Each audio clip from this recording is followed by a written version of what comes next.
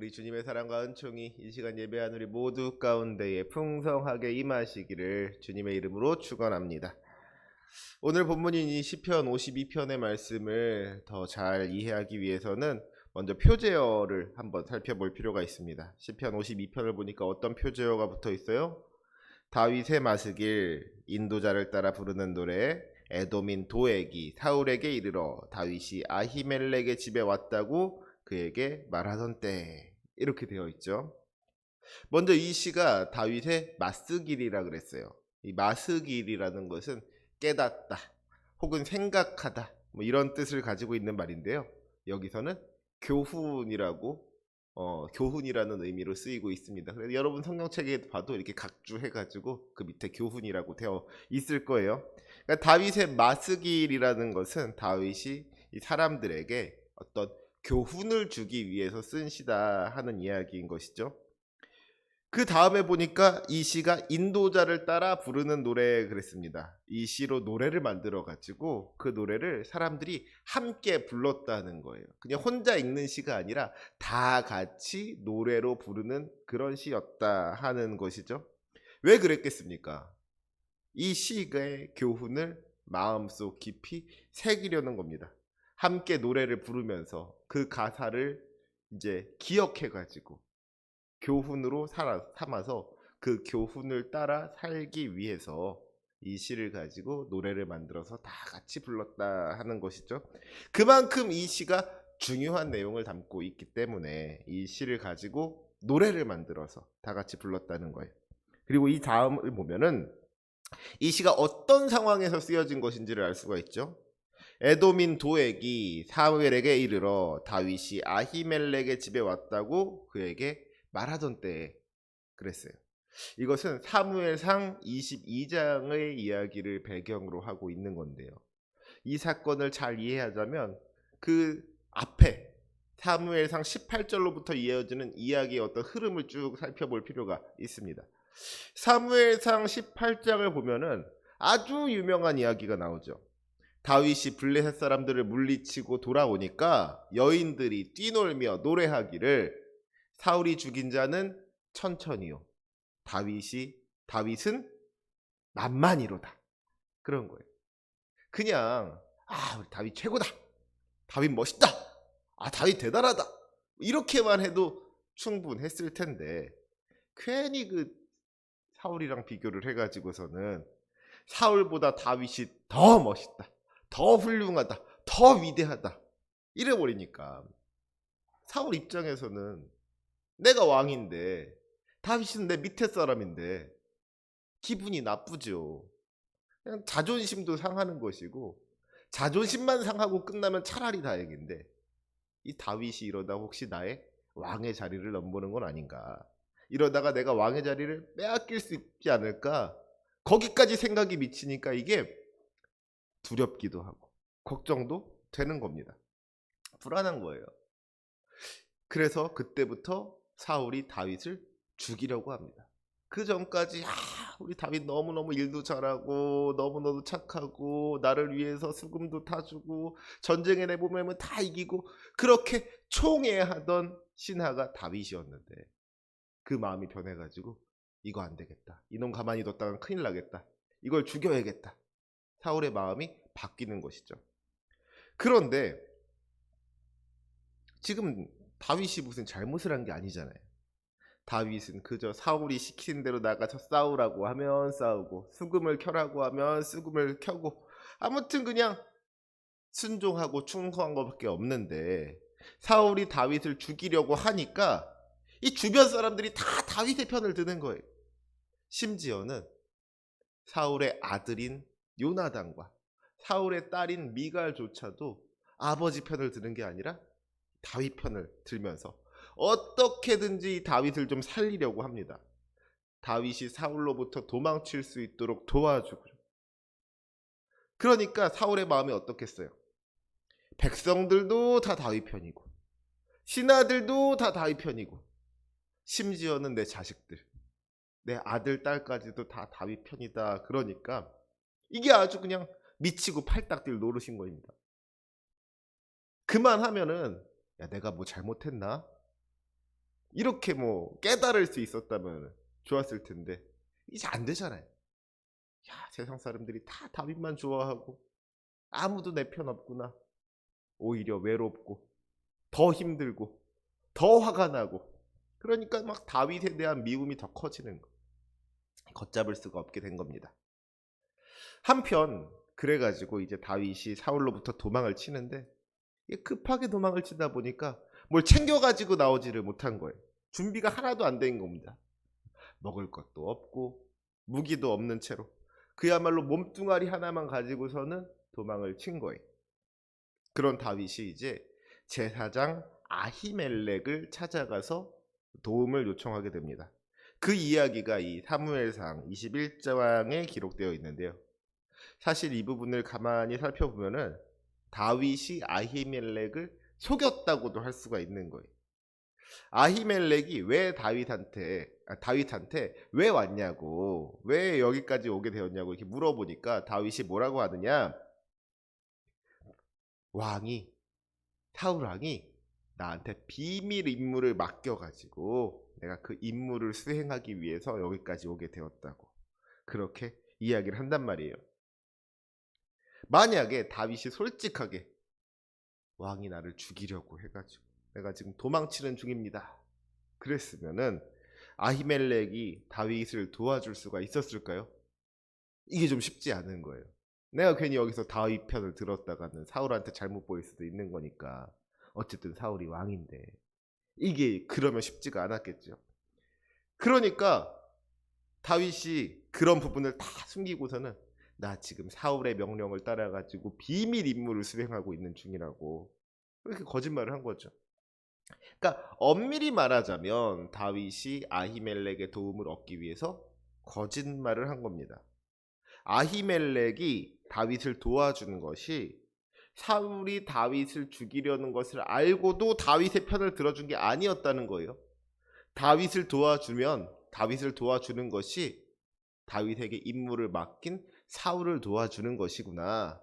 이것이 다윗을 도와주는 것일 뿐만 아니라 사울에게도 충성하는 것이구나 하니까 다윗을 도와줬다는 거예요.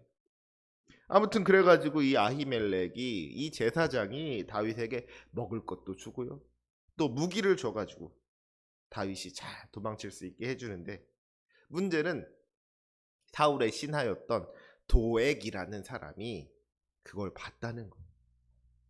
사울의 목자장이었던 에돔 사람 도액이라는 사람이 제사를 드리러 왔다가 이 아히멜렉이 다윗을 도와주는 그 장면을 목격하게 되는 겁니다. 그리고 이제 문제 사무엘상 22장으로 넘어가면 어떤 일이 일어나느냐, 사울로부터 도망친 다윗이 하나의 세력을 이루게 됩니다. 다윗이 아둘람 굴에 있다는 소식을 듣고서 다윗의 형제와 친척들이 다윗에게로 왔을 뿐만 아니라 환난당한 자와 빚진 자와 마음이 원통한 자들, 그러니까 이 세상에서 좀 소외되고 억눌린 사람들이 다윗을 중심으로 모이게 되는데 그 수가 400명 가량이 되었다 그랬어요. 하나의 어엿한 세력이 된 것이죠. 그러니까 그 소식을 사울이 듣고서는 이게 약이 바짝바짝 오르는 거예요. 야, 다윗은 도망치는 중에도 저렇게 사람들이 모이는구나. 그러니까 다윗을 따르는 사람들이 자꾸만 늘어나고 다윗이 자꾸만 힘을 얻게 되니까 사울의 마음에 막 불안함이 생기고 화가 나고 그러는 거죠. 특히 이 사람들이 자꾸 다윗의 편을 드니까, 사람들이 다 다윗만 좋아하는 것 같으니까 이 막 자존심도 상하고 속상하고 어떤 배신감, 내 자식까지도 다 다윗 편이다 이런 마음, 이게 어쩔 줄을 모르는 겁니다. 견딜 수가 없는 거예요. 그래가지고 사울이 신하들을 쭉 모아놓고서는 이야기를 하는데, 어떻게 보면 막 한탄을 하는 거예요. 내 아들이 내 편을 안 들고 다윗 편을 드는데 나한테 와서 이야기해 주는 사람이 하나도 없구나. 나를 걱정해 주는 사람이 하나도 없구나. 나를 위해서 슬퍼해 주는 사람이 하나도 없구나. 지금 니들 여기에 내 신하라고 와 있는 너희들도 다 다윗 편이지? 내 편들을 사주는 사람 하나도 없지? 막 이런 이야기를 하는 거예요. 그런데 그때, 바로 그때 이 에돔 사람 도액이 사울에게 와가지고는 말을 하기를, 내가 지난번에 제사를 드리러 제사장 아히멜렉에게 갔다가 제사장 아히멜렉이 다윗을 도와주는 것을 봤습니다. 아히멜렉이 다윗에게 먹을 것도 주고 무기를 주는 거, 그거 내가 내 두 눈으로 똑똑히 봤습니다. 그런 이야기를 하더라는 거예요. 그러니까 이게 무슨 말이에요? 나는 사울왕 당신의 편입니다. 그리고 저 제사장 아히멜렉은 다윗 편입니다. 이렇게 고자질을 하는 것이고 이간질을 하는 것이죠. 그 말을 들은 이 사울이 아히멜렉과 아히멜렉에 속한, 그에게 속한 모든 제사장들을 다 부릅니다. 그리고서는 왜 다윗을 도와줬냐고 물어보는 거예요. 야, 너 왜 다윗 도와줬어? 너 왜 다윗한테 먹을 거 주고 왜 다윗한테 무기를 줬어? 이게 아히멜렉 입장에서는 참 당황스러운 질문인 거잖아요. 아니, 왜 다윗을 도와줬냐니요. 그가 왕의 신하이기 때문에 도와준 거 아닙니까? 왕의 모든 신하 중에서 다윗만큼 충성스러운 사람이 누가 있습니까? 그가 왕의 사위이기도 하고 왕의 호위대장이기도 하고 이 왕실에서 참 존귀한 사람이지 않습니까? 이게 무슨 일인지 나는 도무지 알지를 못하겠습니다. 왜 나한테 이러시는지 나는 모르겠습니다. 제사장 아히멜렉이 이렇게 솔직하게 대답을 하는데 이 말이 사울한테는 들리지가 않는 거예요. 이미 저 사람이 다윗을 도와줬다, 저 사람은 다윗 편이다, 이런 마음이 드니까 아히멜렉이 무슨 말을 해도 그냥 다 변명으로만 들리는 겁니다.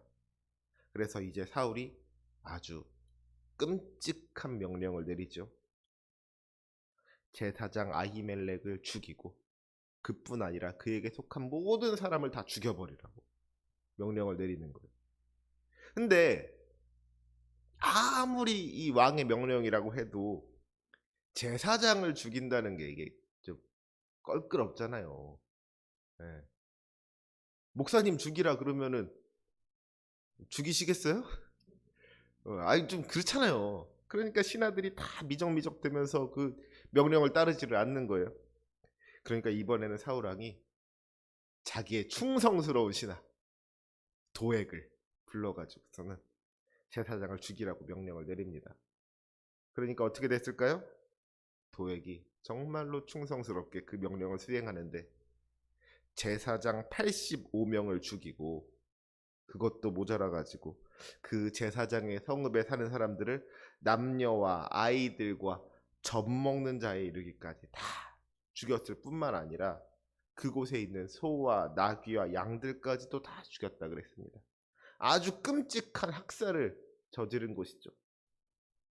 그나마 불행 중 다행이라고 할 것은 제사장 아히멜렉의 아들 중에 아비아달이라는 사람이 있었는데 이 사람이 그 학살의 현장에서 도망칠 수가 있었다는 거예요. 그가 도망쳐서 다윗에게로 가가지고 사울이 제사장들을 죽인 일을 다윗에게 알려주죠.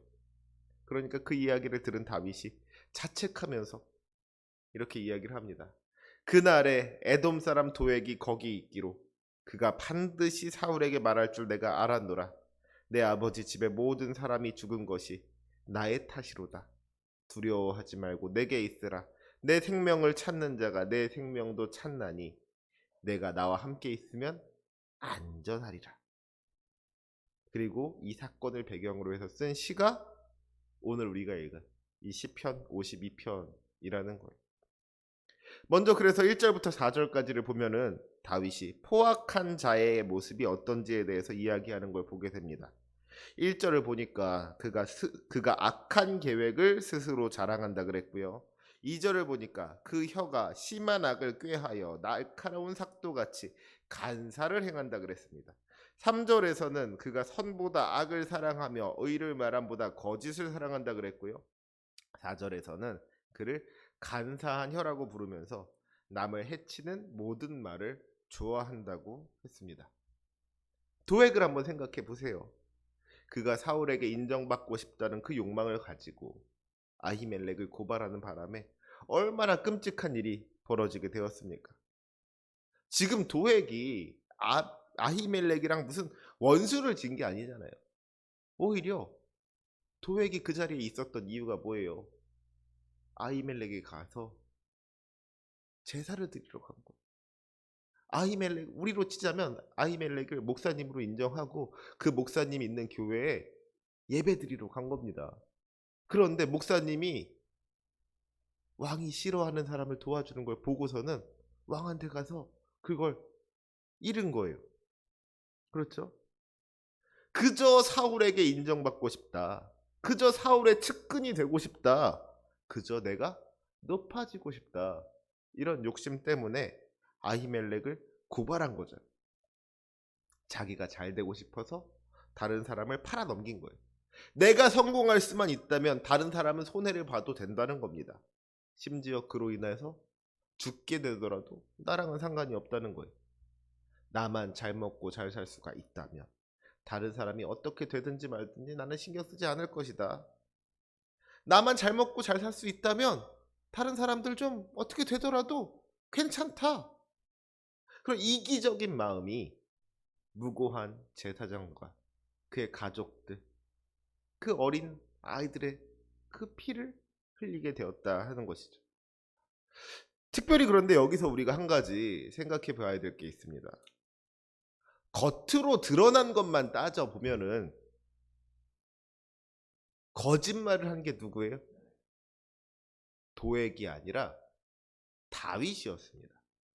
다윗이 아히멜렉의 도움을 얻기 위해서 자기가 사울의 명령을 따라서 임무를 수행하고 있는 중이라고 거짓말을 했잖아요. 반면에 도액은 어때요? 엄밀히 말하자면은 도액이 한마디도 거짓말을 한 게 없습니다. 아히멜렉이 다윗에게 먹을 것을 주었고 다윗에게 무기를 주었습니다. 이것만 놓고 보면은 뭐 사실만을 이야기한 거잖아요. 없는 말 한 거 아니란 말이에요. 그러니까 어떻게 보면은 다윗은 거짓말쟁이고 도액은 정직한 사람인 것이죠. 하지만 우리는 그 말이 어떤 맥락에서 나온 말인지를 생각할 줄 알아야 된다는 거예요. 다윗의 말은 비록 거짓말이었지만 그럼에도 불구하고 사람을 살리기 위한 거짓말이었고요. 도액의 말은 아무런 거짓이 섞이지 않은 진실이었고 사실이었지만 사람을 해치기 위한 사실이었다 하는 거예요. 요즘 들어가지고 자주 쓰이는 이야기 중에 팩트 체크라는 말이 있죠. 팩트 체크. 세상에 가짜 뉴스가 너무너무 많으니까 이게 뭐가 진짜이고 뭐가 가짜인지 좀 가려내기 위해 가지고 이게 진짜가 뭔지 사실이 뭔지 팩트가 뭔지 한번 확인해 보자는 겁니다. 그런데 우리가 알아야 할 것은요. 사실이라고 해서 다가 아니라는 것. 어떤 사실이 사람들을 괴롭게 하고 힘들게 한다면 그 사실이 사람들에게 상처를 준다면 그 사실은 때로 거짓보다도 못한 것일 수가 있습니다. 무조건 사실이라고 해서 다가 아니라는 거예요. 고린도전서 13장에서도 이야기하잖아요. 내가 예언하는 능력이 있어 모든 비밀과 모든 지식을 안다고 하더라도 사랑이 없으면 아무것도 아니라 그랬습니다. 무엇이 사실이고 무엇이 거짓인지가 중요하지 않다는 게 아니에요. 물론 중요하죠. 하지만 그것보다 더 중요한 것이 바로 사랑이라는 겁니다. 사람을 죽이는 사실보다는 사람을 살리는 거짓이 더 나을 수가 있더라는 거예요.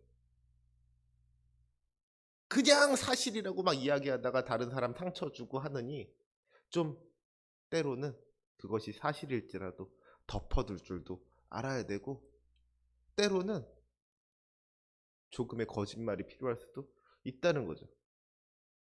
여러분, 이 앞에 있는 이 목사 얼굴 어떻게 생겼어요? 그렇죠? 이 말이 거짓말이라는 것 여러분도 알고 저도 알고 하나님도 아시지만 얼마나 좋습니까? 좋잖아요. 근데 여기서 눈치 없는 분이 그것도 얼굴이라고 달고 다니세요? 좀 가려봐요 좀. 아유 꼴보기 싫어. 아무리 사실일지라도 마음에 상처가 되잖아요. 그렇죠? 그래서는 이 세상 살 수 없다는 거예요. 무엇이 사실이고 무엇이 거짓이냐보다 더 중요한 것이 정말 이게 이 사람을 살리는 말이냐 혹은 이 사람을 죽이는 말이냐, 이게 중요하다는 겁니다.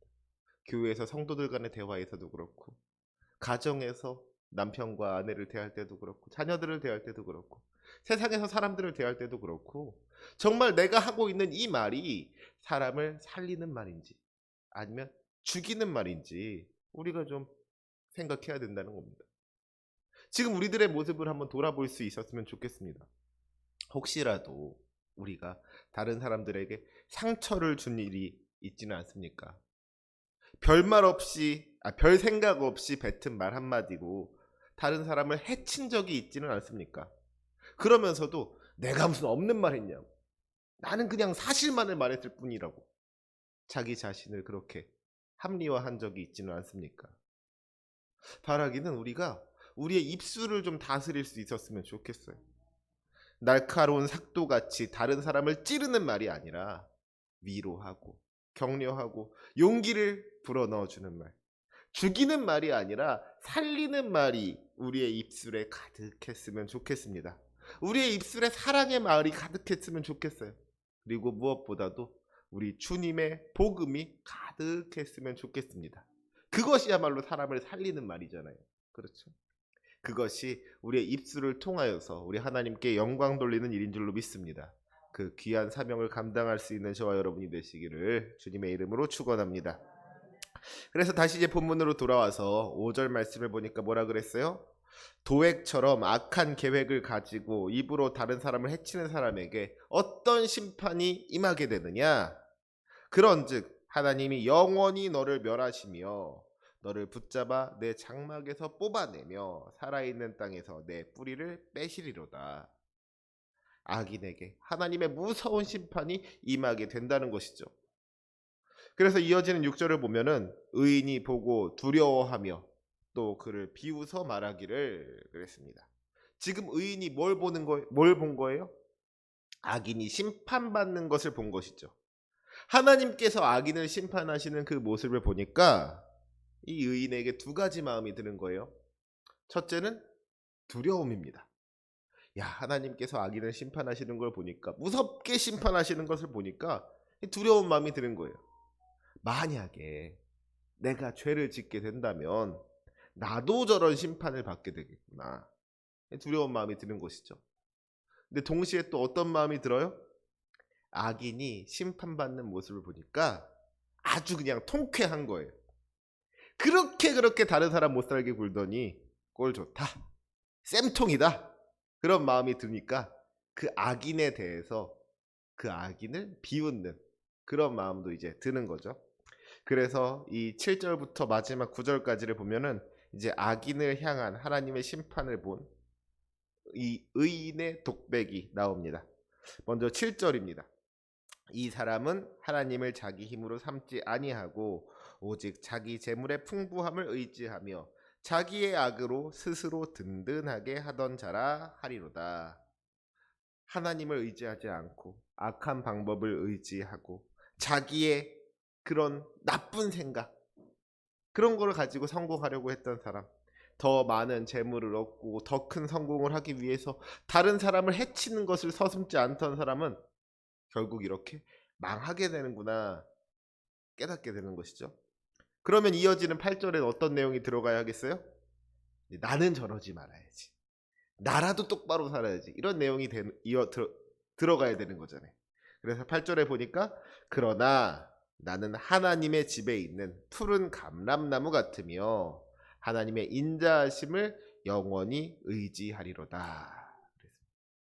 나는 나의 계획을 의지하지 않겠다, 악한 방법을 의지하지 않겠다, 다른 사람들을 끌어내려가지고 높아지려고 하지 않겠다. 나는 오직 우리 하나님을 의지해서 우리 하나님의 인자하심을 의지해서 살아가겠다. 굳은 마음으로 다짐하고 있는 겁니다. 그리고 이제 마지막 9절 말씀.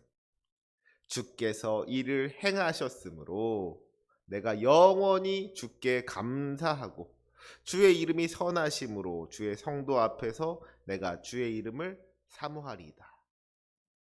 마침내 악한 자를 심판하시고 의로운 자에게 상 주시는 그 주님의 선하심을 바라보면서 감사와 찬양과 영광을 하나님께 올려드리고 있는 겁니다. 이 오늘의 말씀을 돌아보면서 우리가 두 가지만 좀 기억해 볼 수 있었으면 좋겠어요. 첫 번째로 우리 하나님은 의로우신 하나님이시라는 겁니다. 악인이 제 아무리 악한 계획을 자랑한다고 하더라도 결국 하나님의 심판을 피할 수는 없다는 거예요. 악한 방법을 가지고 다른 사람들을 끄집어 내리는 것이 당장에는 성공할 수 있는 방법 같아 보일 수 있지만 그것이 결국에는 망하는 길이라는 것을 알아야만 합니다. 우리는 주님을 붙잡아야 되는 거예요. 하나님의 인자하심을 의지하는 것이 참으로 성공할 수 있는 방법이고 참으로 승리할 수 있는 방법이라는 것을 기억하면서 늘 주님 바라보면서 늘 주님 붙잡으면서 주님과 동행할 수 있는 저와 여러분이 되시기를 주님의 이름으로 축원합니다. 또한 우리가 우리의 입술을 좀 다스릴 수 있었으면 좋겠어요. 간사한 혀를 가지고 다른 사람들을 해치는 것이 아니라 우리가 정말로 주님의 입술이 되어서 사랑을 전하고 복음을 전할 수 있기를 원합니다. 특별히 우리가 사실이라는 무기를 가지고 함부로 다른 사람들에게 상처 주지 않았으면 좋겠어요.